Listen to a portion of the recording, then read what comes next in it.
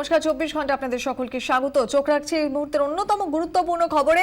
ইসলামাবাদ থেকে সরছে সার্ক শীর্ষ সম্মেলন। অন্য কোথায় সম্মেলন করা যায় তা ভাবছে নেপাল। সন্ধে আনুষ্ঠানিক ঘোষণা হতে পারে। বিস্তারিত জানবে ব্যাপারে আমাদের সঙ্গে টেলিফোনে রয়েছেন আমাদের প্রতিনিধি সোমনাথ দাস। সোমনাথ, কি জানা যাচ্ছে? দেখো কোয়েল, এই মুহূর্তের একটা অত্যন্ত গুরুত্বপূর্ণ ডেভেলপমেন্ট। ভারত গতকালই জানিয়ে দিয়েছিল যে এই মুহূর্তে যা অবস্থা তাতে ইসলামাবাদের সার্ক সম্মেলনে, নভেম্বরে যে সার্ক সম্মেলন হওয়ার কথা, সেখানে নরেন্দ্র মোদী যাচ্ছেন না। এবং তাৎপর্যপূর্ণভাবে ভারতের পাশে দাঁড়িয়ে এই রিজিয়নের আরো 3 দেশ, ভুটান, আফগানিস্তান এবং বাংলাদেশ, তারাও আনুষ্ঠানিকভাবে জানিয়ে দিয়েছে যে সার্ক সম্মেলন তারা বয়কট করছে। 2014 সালে সার্কের যে শেষ শীর্ষ সম্মেলন হয়েছিল সেখানে চেয়ার দেশের দায়িত্ব ছিল নেপাল। ফলে এই মুহূর্তে সম্মেলন আয়োজনের ব্যাপারে নেপালের একটা বড় ভূমিকা রয়েছে। এখন আমরা যেটা খবর পাচ্ছি যে নেপাল ভাবনা চিন্তা করছে অন্যান্য দেশের সঙ্গে কথা বলে, যেহেতু এই মুহূর্তে পাকিস্তানের মাটিতে কোনো দেশের শীর্ষ নেতাই পা রাখতে চাইছেন না, ফলে আর সার্কের নিয়ম অনুযায়ী কোনো একটি দেশ যদি অংশ না নেয় তাহলে শীর্ষ সম্মেলন বাতিল হবে। এই পরিস্থিতিতে যাতে রিজিওনাল কোঅপারেশনটা ব্যাহত না হয়, আলোচনা যাতে চালিয়ে নিয়ে যাওয়া যায়, সেজন্য একটা রফা সূত্র খুঁজতে ইসলামাবাদের বদলে অন্য কোনো দেশে, রিজিয়নের অন্য যে 7টা দেশ আছে সেই রকম অন্য কোনো দেশে সম্মেলনটাকে সরিয়ে নিয়ে যাওয়া যায় কিনা। সোমনাথ, আমাদের সঙ্গে থাকো, তোমার কাছে ফিরছি। এই মুহূর্তে আমরা যোগাযোগ করেছি আন্তর্জাতিক সম্পর্ক বিশেষজ্ঞ জ্যোতির্ময় বন্দ্যোপাধ্যায়ের সঙ্গে। জ্যোতির্ময় বাবু, এখনো পর্যন্ত যত আমরা জানতে পারছি সম্ভবত ইসলামাবাদ থেকে সরছে সার্ক শীর্ষ সম্মেলন। অন্য কোথাও সম্মেলন করা যায় নেপাল ইতিমধ্যে ভাবছে। সন্ধে আনুষ্ঠানিক ঘোষণা। কি মনে হয় জ্যোতির্ময় বাবু, যা পরিস্থিতি তাতে যদি সম্মেলন সরে যায় সেক্ষেত্রে আন্তর্জাতিক সম্পর্কের পরিপ্রেক্ষিতে কি এফেক্ট প্রভাব পড়তে পারে? প্রথম কথা হচ্ছে যে ভারতবর্ষের যে স্ট্র্যাটেজি, অর্থাৎ পাকিস্তানকে আইসোলেট করা, সেইটা আরো সাকসেসফুল হবে। এবং নেপাল যেটা করবে এটা তো এক্সপেক্টেড। তার কারণ হচ্ছে যে নেপালের ইকোনমি অনেকভাবেই আমাদের ওপর ডিপেন্ডেন্ট। কলকাতা পোর্ট, ওটা তো ল্যান্ডলকড কান্ট্রি, কাজেই কলকাতা পোর্টের ওপর ওর বাণিজ্য, এক্সপোর্ট ইম্পোর্ট অনেকখানি ডিপেন্ড করে, সি বোর্ন ট্রেড। কাজেই নেপাল আমাদের কথা শুনবে এবং নেপাল নিজেই ভুক্তভোগী। এই আইএসআই এর অপারেশন নেপালেও আছে। নেপালের গেটওয়ে দিয়ে ইন্ডিয়াতে প্রবেশ করছে আইএসআই এজেন্টরা, এসব এভিডেন্সও আছে। কাজেই নেপালের গড়রাজি হওয়ার কোনো কারণ নেই এই সবাই। কিন্তু আসল কথা হচ্ছে যে যারা মাতব্বর, মানে পৃথিবীর মাতব্বর যারা, ইউএস সিকিউরিটি কাউন্সিলের 5 জন টপ মেম্বার্স, তাদের দৃষ্টি ভালো করে আকর্ষণ করা। আই এম শিওর এদের মধ্যে 4 জন, চায়না বাদ দিয়ে বাকি যে 4 জন আছেন, তারা অলরেডি পাকিস্তানকে সিক্রেটলি প্রেসার দিচ্ছে বলেই আমার ধারণা। এগুলো তো বাইরে প্রকাশ করবে না, জানা কথাই। কিন্তু এখানে এমন একটা ব্যাপার দাঁড়িয়েছে যে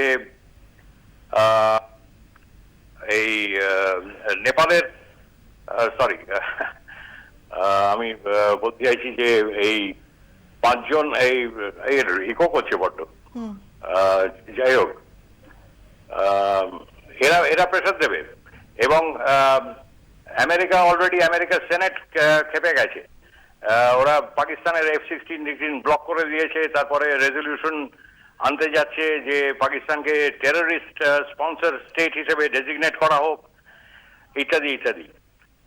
রাশিয়া যদিও ওদের সঙ্গে জয়েন্ট এক্সারসাইজ করছে মিলিটারি, কিন্তু আমাদের 75% ইকুইপমেন্ট কিন্তু রাশিয়া থেকে। এবং রাশিয়ার সঙ্গে আমাদের বহুদিনের সম্পর্ক ভালো। রাশিয়া নিজেও ভুগেছে পাকিস্তানের কাছে, এখনো ভুগছে।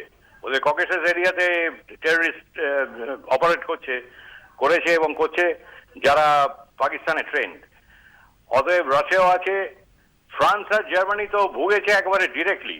হ্যাঁ, এই ব্লাস্টার ফ্রান্সের প্রচুর খেয়েছে ফ্রান্স, জার্মানিও 2-4টে খেয়েছে। এবং জার্মান রিপোর্ট আমার পড়া আছে, জার্মান ল্যাঙ্গুয়েজেই অরিজিনাল রিপোর্টস ওদের ইন্টেলিজেন্সের, যে পাকিস্তানি ট্রেন্ড, সিরিয়া তো বটেই, কিন্তু পাকিস্তানি ট্রেন্ড আফপাক রিজিয়ন, মানে আফগানিস্তান পাকিস্তান, এই এরিয়াতে ট্রেন্ড।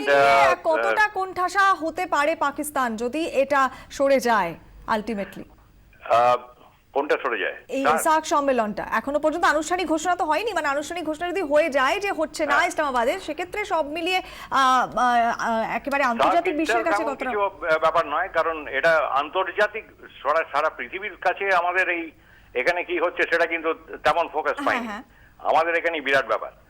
কিন্তু আমি বলছি যে আস্তে আস্তে এই যে block by block Modi government এগোচ্ছে, এইটা দেখার মতো। এবং এই 4 জন অন্তত, চায়না বাদ দিয়ে 4 জন অন্তত প্রেসার দেবেই পাকিস্তানকে। এবং এখানে আমার মনে হয় লজিক্যালি এই কাজটার দিকে এগোবে মোদি গভর্নমেন্ট বা এগোনো উচিত। সেটা হচ্ছে যে এই 4 জন মাতব্বর তারা যদি পাকিস্তানকে বলে যে দেখো তুমি একটা পার্মানেন্ট ব্যবস্থা করো এটা বন্ধ করতে, এই ইনফিল্ট্রেশন টু ইন্ডিয়া, তা নইলে ইন্ডিয়া ড্রাস্টিক স্টেপ নিতে বাধ্য হবে। এই সিচুয়েশনে পাকিস্তানকে যদি আনতে পারি আমরা, এবং সেদিকে এগোচ্ছে বলে আমার ধারণা, তাহলে উই আর সাকসেসফুল। নিশ্চয়ই আমরা সেদিকে তাকিয়ে থাকবো যে পরবর্তীতে কি হয়। অনেক ধন্যবাদ জ্যোতির্ময় বাবু। কথা বললাম আন্তর্জাতিক সম্পর্ক বিশেষজ্ঞ জ্যোতির্ময় বন্দ্যোপাধ্যায়ের সঙ্গে। তবে সার্ক সম্মেলন বয়কটের পরেও কেন্দ্রের পিছু ছাড়ছে না সমালোচনা। উড়ি নিয়ে মোদীকে চেপে ধরতে তৈরি বিরোধীরা। ভারত পাক সম্পর্ক নিয়ে একসময় আলটপকা মন্তব্যের খেসারত দিতে হচ্ছে এখন নরেন্দ্র মোদীদের। কটাক্ষ কংগ্রেসের। सरकार की या मोदी जी की जो सबसे बड़ी परेशानी हम लोगों को नजर आती है कि ये जो विपक्ष में थे तो इतनी गैर जिम्मेदाराना बात इन्होंने कही कि आज उसको निभाने में इनको परेशानी हो रही है। और इसीलिए मीडिया के जरिए, टीवी चैनलों के जरिए, न्यूज एजेंसियों के जरिए ये अपनी बात, आधी अधूरी बात बयान करके सरकार को किसी स्पष्ट नीति के साथ आना चाहिए सामने। সিন্ধু চুক্তি নিয়ে ভারতের চালে ব্যাকফুটে ইসলামাবাদ। ভারতের বাঁধের প্রকল্প ব্যর্থ করতে এবারে বিশ্ব ব্যাংকের দ্বারস্থ হল পাকিস্তান। পাক সংবাদপত্র ডনের দাবি, ঝিলাম ও চন্দ্রভাগায় ভারতের প্রকল্প বন্ধে বিশ্ব ব্যাংকে উদ্যোগ নিতে আবেদন জানিয়েছে শরীফ সরকার। উড়ি হামলার পরে সিন্ধু জলবন্টন চুক্তি পুনর্বিবেচনার হুমকি দেন ক্ষুব্ধ প্রধানমন্ত্রী নরেন্দ্র মোদী। ঝিলাম ও চন্দ্রভাগায় নির্মীয়মান প্রকল্প নিয়ে মন্ত্রীদের সঙ্গে বৈঠকও করেন তিনি। এরপরই চাপে পড়ে বিশ্ব ব্যাংকের দরবারের পথ বেছে নেয় ইসলামাবাদ।